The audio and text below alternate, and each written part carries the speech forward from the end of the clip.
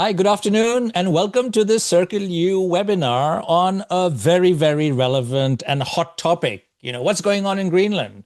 Who's deciding for Greenland? And this is being organized by the Circle U, European University Alliance, the Democracy Hub in Circle U that I direct. I am Dan Banik. I'm a professor of political science here at the University of Oslo, Center for Global Sustainability. And I'm very pleased that we're doing this event together with Aarhus University and the University of Oslo, both members of Circle U. And so today's discussion, well, by the way, we only have one panelist at the moment, and I'll soon get to that. It's going to be a short and snappy 45-minute discussion. And the reason we wanted to do this is we wanted to move beyond the headlines and the newspaper reports on Greenland, because we are hearing all kinds of positions, often very sensational reports. And Greenland is on everyone's lips at the moment, not just in Washington, but also Brussels and, of course, Copenhagen, in Beijing, in New Delhi. In the global south, people are all talking about the enormous implications this holds, the future of Greenland holds. We're talking about Arctic security, NATO membership, climate frontier, but not least sovereignty. Who decides for Greenland? And so what has been often portrayed as a disagreement between allies, historically very close allies, the United States and Denmark, also raises what we believe are some really important and pertinent, interesting questions. For example, who holds the legitimate authority over Greenland and its future? Can formal sovereignty coexist with strategic dependency? And how does a colonial past shape the politics of today? So these are lots and lots of questions, and I'm sure there will be other issues that'll crop up.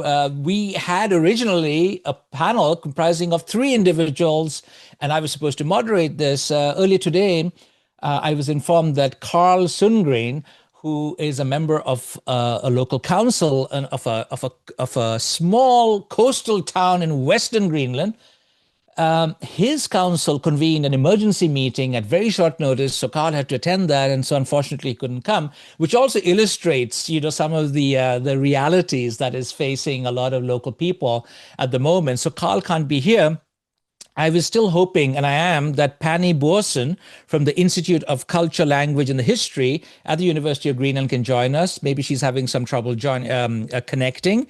But we do have Thea. Thank you, Thea, that I'm not the only one attending this webinar, because I know very little about Greenland. Thea Bladt from the Department of History at Aarhus University. She's currently completing her PhD dissertation on a topic that I'm sure, Thea, you can tell us more about.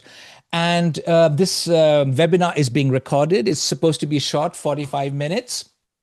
And so, Thea, this will be more like a conversation, like a podcast that I usually do, but with one guest. So it's you and me. So somehow, I have to step in and try and fill in some big shoes. So Thea, you were telling me before we started this conversation or the webinar that you had visited Greenland for the first time last year. Yeah, that's apparently following your visit, the international sort of media landscape exploded with this enormous sort of interest that President Trump showed on Greenland. Give us a little sense of, since we don't have Pani from Nuuk at the moment, how would you say, the climate is, the political climate, the social discourse at the moment, at least when you were there? What were people talking about? Were they worried about their future, or did they think, this could be interesting? Maybe we can get more out of Denmark because of this recent interest shown by the US? I think one central difference between last spring and then this, in the lineup to become another intense spring discussing the relationship between Denmark and Greenland, but also the placement of the US within that relationship. So the main difference would be that last year it was the first time that such an intense international interest in this relationship actually occurred. So I think many people living in Greenland found it a bit funny that Denmark was exposed as a colonial power in a different way than it has been historically. It's not really been the reputation of Denmark that it has this colonial history and present to some extent with Greenland, with Gladlydunaat. So that was seen as something a bit funny. It was the source of a lot of satire. And I think this, recent turn from January 2026 onwards, now it's becoming a bit more scary. It's something that's affecting people to an incredible extent because it's a new situation. It's not just making fun of Denmark as a colonial power. It's not just using this momentum to set focus on conversations that may have been overlooked on the Danish part or by Danish politicians previously. It's about national sovereignty and the possibility of that not being acknowledged by an international superpower like the US. We'll get to the history aspect soon, the colonial sort of history, the colonial past. I still want to sort of get a sense from you, Thea, when you were in Greenland, in Nuuk, at the University of Nuuk, or University of Greenland in Nuuk, you were teaching. What were your first reactions? Because the more I read about Greenland, the more I want to visit it, right? So it's what, 57,000 people? Oh, hi, Pani. Great that you could join us. Wonderful. So I'll soon get to you, Pani. I've already introduced you, by the way. Thea, what was your sort of impression? This, coming from Copenhagen or Aarhus, what is it like to be in Nuuk? It was well, it was fascinating and quite different, but according to people living outside of Nuuk in Greenland, Nuuk is not really a representation of Greenland as a whole. It's a very different kind of city. It's a big city, so it differs from the smaller cities and places around in Greenland, which is a ginormous country. So in that sense, it's not necessarily representative of like Greenland as a whole, but it was very different from Denmark. I think I was confronted with it when my mom came to visit me while I was there, and she said that she had this weird feeling arriving in Greenland. She'd never been there before, and she doesn't really have any.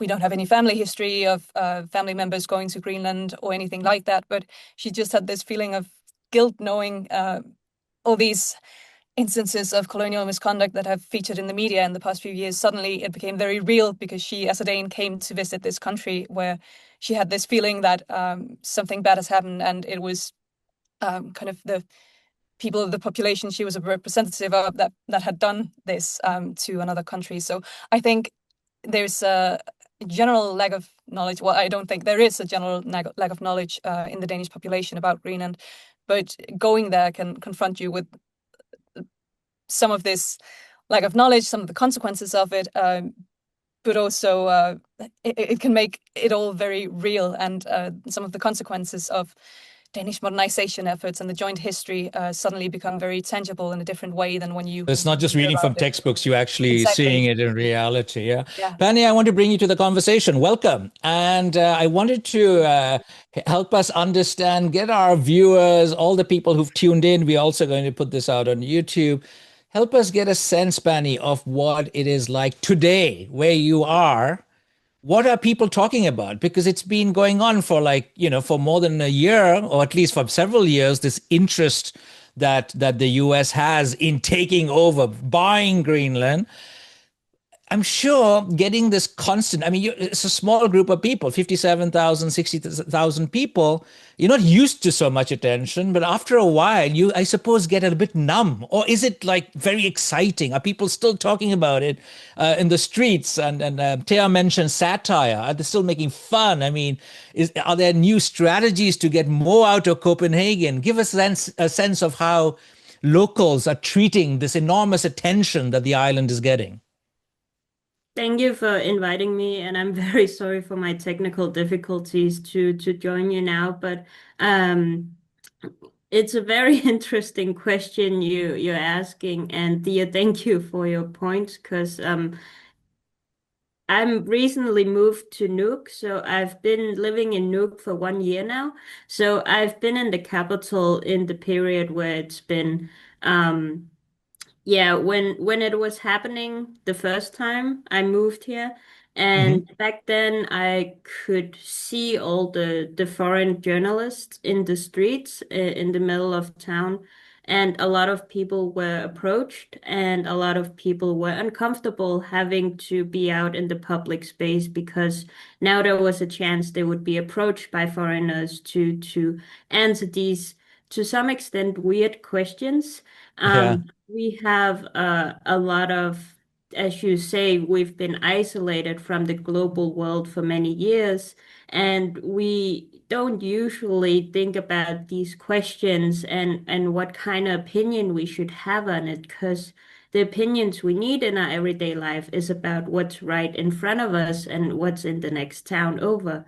Um, this year, when it was ramping up again last month, I was in Denmark, so I wasn't in town as all of it was beginning again. But it became very apparent that, especially in the capital, people were very aware that this was something of concern, while people in the smaller settlements thought this was a weird thing. And what they were getting was mostly jokes on Facebook and some of these more like laughing comments. And so I think there was a big contrast as to what people thought of the situation in the capital and what people along the coast, both east and west, were thinking about it. Um, I heard a comment from my parents earlier this month, where they were asking how it felt to be back in Nuuk after I had been in Denmark because they had heard from the news that the mayor of this municipality, the capital, had gone out and please ask the journalists and other, influencers, media interviewers to please stay away from the population during a happy holiday we were having. And so my parents were asking me, is it really that bad, like in the capital? Um, I live in the outskirts and work in the outskirts of Nuuk. It is chaos in the middle. I wouldn't say chaos, but it's much more, you get interrupted in your everyday life if you're in the middle of the capital. While when you're in the outskirts, you can actually just live as you usually do. So it is a weird contrast of things being really centralized when these topics are discussed. It's Yeah. fascinating to hear you say that because, in addition to the journalists, you've also had high profile visitors. You've had President Trump's son there, the vice president of the US arriving. And I know at least when Donald Trump Jr. arrived, there was actually a local person that was accompanying him and, showing him around or something like that. And apparently, this person was very for the US takeover or something. But it was difficult for him because in the sense that he was a minority. I don't think very many people in Greenland really support the American bid to take over. But I really sort of, get what you're saying, that it is a bit uncomfortable suddenly to be asked these questions. But as I understand it, Thea and Pani, there has been a movement for independence over the last decades or so. There are some people who want to be totally independent, right? And I was thinking that maybe this new sort of renewed interest in Greenland would give these people much more of this energy, this momentum. And the way in which I was trying to flip this in my mind is that if this renewed interest by the US to sort of buy Greenland or whatever could result in locals getting more out of Copenhagen, maybe that is not a bad thing. So can you reflect on that, Pani? I mean, would is vis-a-vis your sort of negotiating power vis-a-vis Copenhagen, has this strengthened the hand of Greenland? I think definitely we did gain a very positive effect out of the first time when Trump said he would buy Greenland. It was very positive for the population and to a certain extent the government, as the statement is preposterous, but you know how media sells. So we got a lot of attention from other countries. And so it was this like we got something out of it without actually anything happening to us. And so when the follow-ups afterwards, the repetition of that has happened, there's been more um, there's I won't say weight, but there has been more insistence behind the statement. And so we appreciate the continuation of global attention on us as a country, not as us as a colony of Denmark. Of course, there's been this rhetoric of, yes, it is part of the Kingdom of Denmark, which is true, but also people have now been able to learn more and see, well, Greenland is actually a whole different culture. It's a whole different people from the people in Denmark. And then Faroese have completely been out of the picture. But you know, we are three countries who are in this collaboration as three countries who have this we have this common history. And so having this historical background and people then coming in and giving us attention and now possibilities and I'm going on a tangent. I'm so sorry. But the we have seen all the people who visited us also give this extra argument as to, well, Greenland is a country with its own people. And it became also apparent when, after a while of the preposterous statements from the USA, that the sentiment, the rhetoric came to, oh, we will be talking with the Kalaallit, the Inuit, instead of going to Denmark and saying, we would like to buy this country you have, how much do you want for it? Yeah. Having that shift also, I believe, has done something to us, and suddenly Kalaallit, the Greenlanders, we've gotten the autonomy over our country again. We've been given a voice again to go, oh, you're asking us? Well, you've never asked us before, but now that you're Yeah. asking us, of course, we don't want to be part of the USA. You mentioned Jan Boassen. I would like to say I'm not in family with him, even though I share the last name with him. But even though he supports the USA, he's still of the opinion that we are a country on our own, we are people of our own.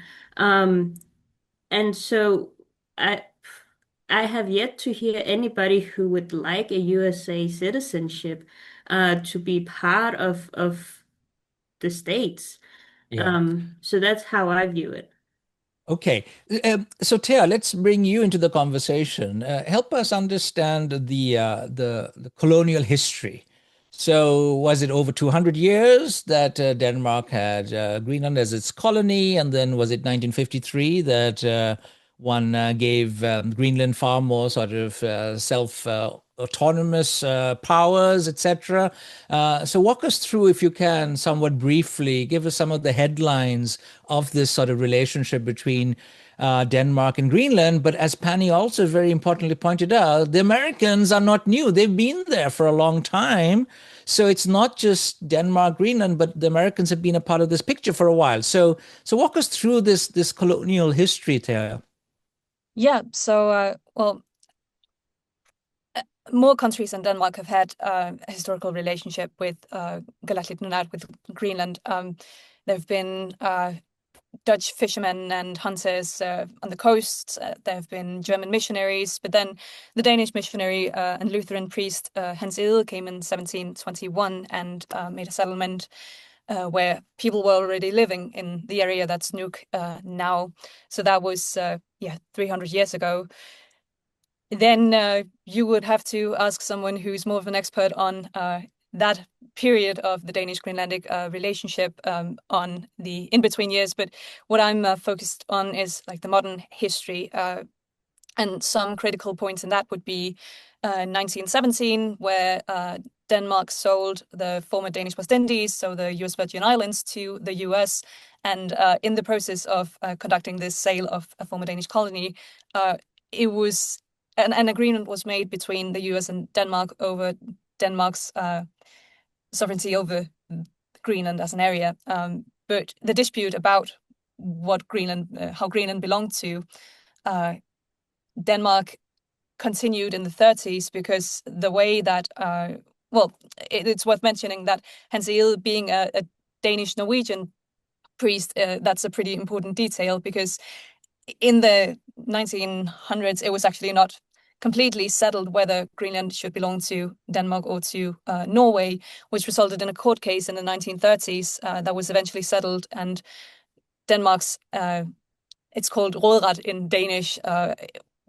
I'm not certain what the legal term would be in English exactly, but Denmark's right over Greenland formally was established once again in the 30s. Then, Second World War, US presence in Greenland. And if you, for example, travel in Greenland today, you might end up stranded in Ilisimatusarfik, which is a city in the middle of Greenland, where a former US military base was placed in the 40s. So you can still see the barracks from then. It's been abandoned now, and now it's an airport instead. But if you take a walk around the airport there, you can see contemporary Galatlit road and street names. You can see Danish names, but you can also see road signs pointing to Sugarloaf or different Lake Ferguson, like US place names for the areas around the area around this city. So you can see US interest in Greenland and US presence in Greenland is not a new phenomenon. Continued up after the Second World War with US military activity at different air bases in Nuuk, not in Nuuk, in Galatlit Nunat, sorry. And you can say what we talked about before, the movement for independence, and you mentioned it as something that's been going on for the past 10 years or so, but we have to go even further back, like the 1979 renegotiation of the relationship between Denmark and Greenland that resulted in the implementation of home rule. Instead of having Greenland be part of, like, a formalized part of the Danish kingdom, it became a home rule part of the kingdom, part of the rigsfællesskab, the unity of the realm. And that was the result of, for instance, a Greenlandic version of a youth uprising. So a new political momentum among young people wanting this kind of independence or a further autonomous relationship with Denmark. And then again in 2009, this relationship was renegotiated with the implementation of self-rule instead of home rule. So further autonomy was granted to Greenland, or agreed upon between Denmark and Greenland. And so just to put it into perspective, this has been an ongoing, long historical discussion of, first of all, who Greenland belongs to, but then in recent years also how much and how quickly, how much autonomy and how quickly this can be implemented, and the relationship between Greenland and Denmark altered in a more autonomous direction. Thanks for that overview. In fact, I was reading earlier today a piece by two colleagues in Copenhagen, working on security issues at the University of Copenhagen, and they were making the point that, it is a puzzle in a way. Denmark, 6 million people, small, Nordic country like Norway. We're small actors, even though we play an oversized sort of role in global affairs, in peacekeeping, or humanitarian. We are humanitarian superpowers. We are very generous in terms of being seen as providers of aid and all of that. But we are small countries, and their argument was that this relationship between Greenland and the US should be understood as Denmark basically trying to be a very loyal ally to the United States, and basically saying, you can do whatever you want. We can give some sort of economic guarantee, but militarily, you guys have a base. And this is where I think it gets a bit confusing. So I want to get both you and Pani involved in this conversation. What a lot of us wonder is that if the Americans already had so much control over the territory with the military bases, they were basically the military rulers in many ways, having the power, why would they on earth want to change this rather beneficial situation where they didn't have to buy it. They already had access to it. And this is what puzzles a lot of people. What would buying Greenland, which is hopefully never going to happen, what would that achieve? Pani, would you want to reflect on that? I mean, from the local perspective, why on earth does US want to upend a relationship that has obviously, at least from the American perspective, worked rather well? Yeah, I think a lot of us are very confused about that. We've always had the US, not always, but for many decades since the 50s, we've had the US up north. And of course, it was a very uh, scandalous way they arrived by forcefully moving people in a couple of days over to a different settlement because they needed the certain area for military area. Um, and so as we've seen articles and more, history shows that they've had several military bases throughout the landscape in Galashinunaat. And so having them now saying we would like to buy it so we have full control of it, I believe it is a sense of instability in the USA that says, well, we have a collaboration, but we're quite unstable in the global world right now, and so we would like to have certainty by having actually bought the land that we would like to have more security on. Um, this, of course, makes no sense when you think about the collaborations that are happening with NATO and so on. When those collaborations are set in to give this security feeling among the nations. And so when the USA, as I said, I think it's preposterous that they even make the statement they would like to buy the country. But we, because they've been here since the 50s, like my dad has been up there and working as a, what do you call it? We serviced the station.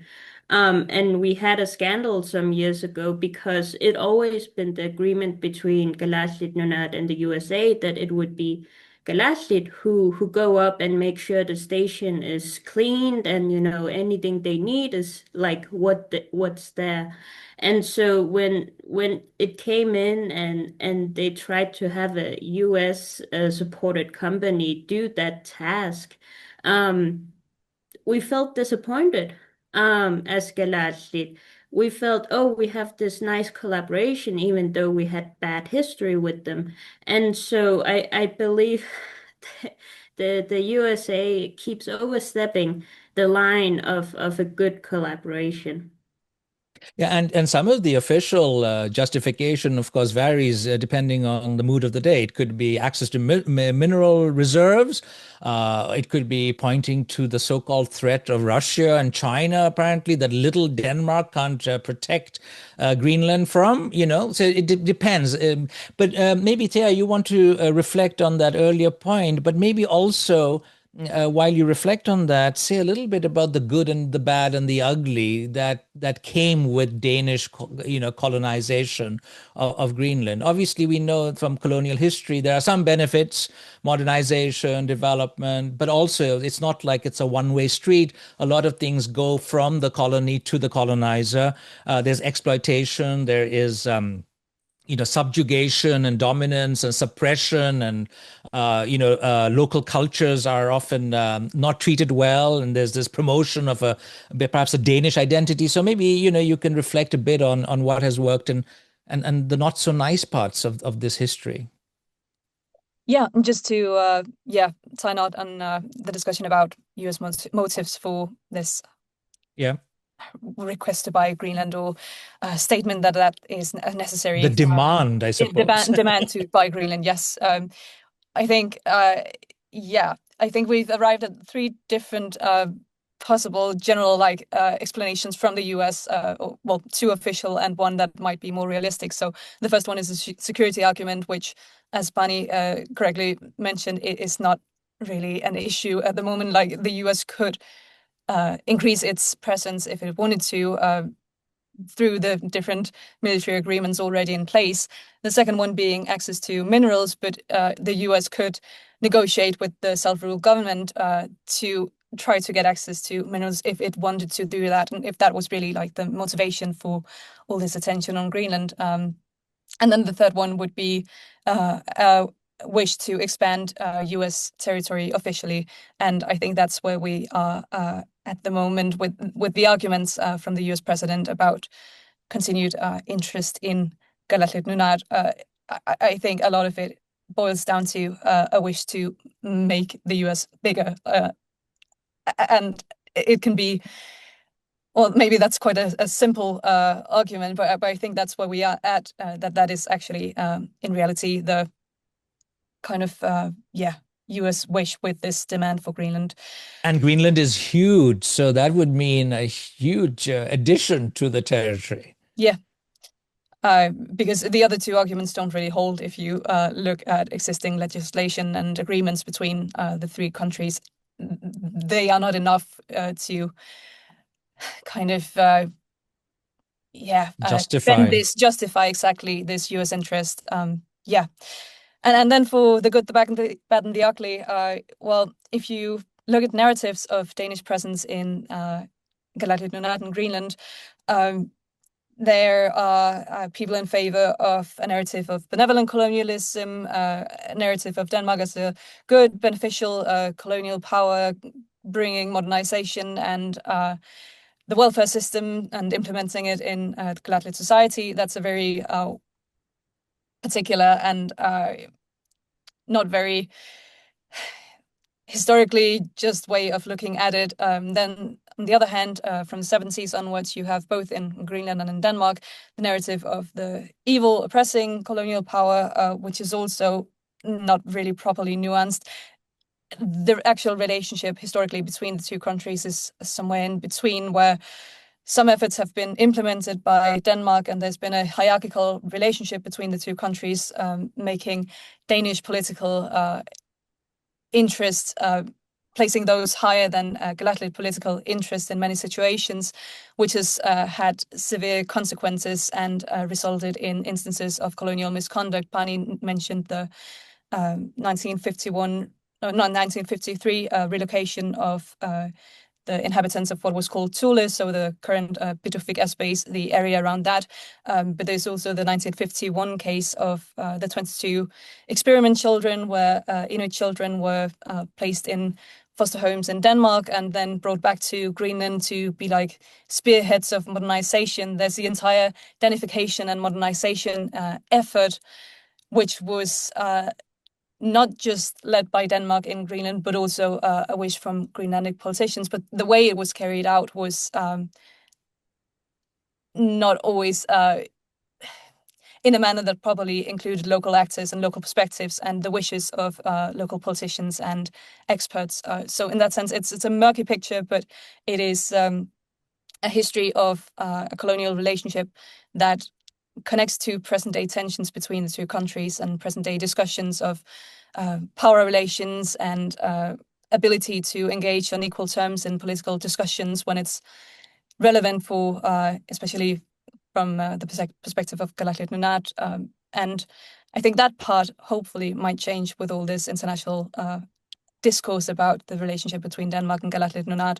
But you can also easily question why it had to take this long for that to become a conversation.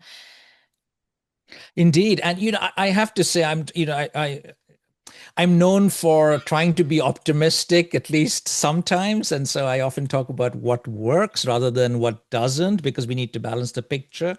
And that is the only ray of optimism I have, is that thanks to President Trump, maybe, one could focus much more on the agency, Pani, of local people in Greenland, that it should be about what they want. What is it that they were dissatisfied with? And so I wanted to ask you, Pani, what is the discourse in your family, among your friends? I mean, is there this feeling that Denmark is being or has been miserly? It is only in recent years that Denmark is stepping up. Maybe they should be giving, transferring more resources. Now, recently, there was this sensational case where the US president was going to send a naval hospital ship to Greenland to help with healthcare. And then that was politely turned down, saying that Well, Greenland is a part of the Danish welfare system where healthcare is free, unlike in the US. And I was following some of those media reports with great interest. But Manny, not everything is fine and dandy. Obviously, things can improve. Where are the challenges today that locals face, and where do you think Denmark could do even better job than what it is doing at the moment? I would like to preface that I'm quite my mom is Danish. I grew up with her while being born and raised here in this country. But she works in healthcare in this country, and so I'm quite colored in my opinions, but it has always been very true that in the settlements it's very tough for the inhabitants to benefit from this healthcare that Denmark provides because of the few numbers in some of the settlements. They sometimes only have one person who has gone through a couple of courses to give them knowledge on how to take care of some of the people, know CPR, and but because they only have a few courses, they're not given the authority to give strong medicines. They can give painkillers, but these painkillers are also available in the local shop in the settlement. So the lack of healthcare authority in the small settlements has given a lot of economic burden on the Danish healthcare, as they usually have to transport these patients in the small settlements to either the towns or even as far as Denmark to give them this healthcare that Denmark has promised to give us. Which also to some extent means that people are leaving the settlements because if they get cancer, if even if they're gluten allergic, they're unable to live a healthy lifestyle in the settlements. And so the some of the problems of this healthcare gives also this other perspective on, well, we have a lot of education now, such as this university we have in Nuuk, where we are actually educating healthcare workers. And so the change is happening from having Danes, healthcare workers from Denmark coming up and trying to put the system in works here. We now have Galaslit who are educated in healthcare and can try and have the system move around, restructuring, so that the settlements can have a little more flexibility in how they can take care of the inhabitants. But we do have a lot of troubles in we are very spread out as inhabitants in this country, and so the structures we have from Denmark can't be fully functional. And so we are urbanized a lot to make sure that these benefits from the Western structure in Denmark can actually benefit us the way it does in Denmark.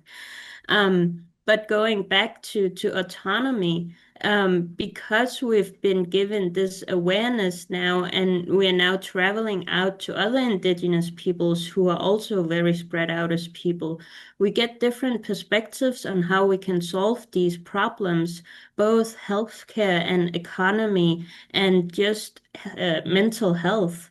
And so I believe that the globalization that we have gained from a lot of this attention we've got has also given us perspective on an alternative solution we can take on. And because the structure we have in Greenland has been here for, I would almost say 300 years, but it's always developing. But this structure is now being challenged by the local people. And to a certain extent, we're able to make our own solutions. But the more awareness we get, the more we're able to see we have our own autonomy. But may I ask, what is the youth talking about? Because in most parts of the world, the youth are frustrated. They want jobs. They want to see whatever they're studying actually lead to a concrete job, better lifestyle, more opportunities. And I know that, for example, and this is something I was hoping we could talk with Carl Sundgren, who was supposed to join us. Unfortunately, he had an emergency meeting of his council, so he couldn't join us. But one of the things that I know Carl is concerned with is how Greenland has become a climate frontier. The global warming problem is creating new opportunities. If we were to be a bit optimistic, I'm told that one can cultivate, you can have potatoes in some parts of the country during the summer. But and also the fact that supplies you were mentioning, Pani, there's some of these settlements, some of these remote areas are very dependent on ships, etc., coming in, or boats. Now, because the ice is melting, it's actually easier for them to come with regular supply. So there are some positives. But climate is also resulting in extreme weather, and people, as you mentioned, and wanting to move away. So, both you and Thea, maybe you can reflect a bit on what you think the youth want more of. I mean, are they optimistic about the future? Or are they just worried about being colonized by another big power, a superpower? I don't know if you want to start this, Yeah, Thea. you can briefly. We're running out of time. We have like 4 minutes. So if you can be brief, Penny, even though my question is very long. I think trying being as short as possible. I can say that the youth is very fascinated with the global world, and they would like to have more practical possibilities. Uh, And I believe the youth is looking a lot outside to the rest of the world. And so we're having this lack of connection to the land to some extent. And again, there's this very contrast of the youth in the capital and the big cities and the youth Mhm. in the settlements. The youth in the settlements are disappearing because they're still being encouraged to go have education, and that usually means the capital or even foreign countries. So I believe I'm 28, so I'm no longer youth, but from what I'm seeing, the youth is doing, I think they they want Galaslit Nunat to be more of a global community. I see. Thea? Well, I don't really think it's my place to speak on behalf of the Galatlit youth. I'm neither Galatlit nor part of its But teenage when you were there, population. you But spent some time in yes, Nuuk last year. What was yeah, your I did. impression? Well, I did all history interviews with the high school teachers and connected to the history department of the or history part of the high school in Nuuk. And I asked them, I remember asking them or wanting to ask them a question about the awareness of colonial history among the students that they teach in the history classes, where they just looked at me and they were like, well, people also just teenagers in Galatlit Nunat, and teenagers might not necessarily have like a big interest in this, thereby not saying that young people in Greenland don't have an interest in colonial history, but maybe sometimes there's a tendency for people to come from outside and expect to meet a whole lot of interest in this colonial past or in this relationship with Denmark, and people are also just young and teenagers and living their lives, and at this point also a bit tired, I imagine, of all this international focus from people who don't necessarily have proper homework. Like they haven't necessarily done their homework probably before arriving and don't really have any idea of historical relationships of Denmark and Galatlit Nunat, or the history of Galatlit Nunat, or the society in Galatlit Nunat. So yeah, that wasn't really an answer to Okay. your question, but No, it no, was no. something No. else. I asked too many strange questions, but we have a minute left, and I would like you both, first Thea and then Pani, you get the final word. The question is, if Greenland were to renegotiate its political status with Denmark, with the United States, what would a just, sustainable, fair agreement look like? Well, that Thea? is part of the there's been made a draft for a potential Galatlit constitution, which is not in place yet because it's like that would be a consequence of trying to renegotiate the self-rule law of 2009. But if that were the case at some point, there's been produced a draft for what a constitution could look like for Galatlit Nunat. And in that constitution, it mentions that, of course, there would still be some areas where it's necessary to have collaboration with foreign powers and other countries. But I think the main point of difference when compared to the current situation would be that it would be up to the Galatlit people and politicians to decide which powers to collaborate with and how and under which terms. So there's an acceptance that it would be necessary to continue to have international collaborations, but that's the case for Denmark as well. We're also in need of international collaboration and structures like NATO or the EU. So in that sense, it wouldn't be that different. But it's just a question of who gets to decide. And that should, according to this constitution draft, be Greenland and not Denmark or the US. Penny, final words on this? I just want to say thank you to Thea for mentioning the constitution that had been worked on, and unfortunately it was given very little attention as it was finishing up. But with the current things, I believe renegotiations currently would be very colored by the statements the US has made for the last couple of years. And so even though a lot of the politicians have voiced in the past about independence of this country, I see insecurity that will make them very much bolster the Commonwealth, the Kingdom of Denmark's, the collaborations we have in that. And so I believe any new negotiations would very much Galatlit Nunat would get the support from the EU and NATO to continue this coherent collaboration there is between nations, both financially, economically, but also military and healthcare wise, educational.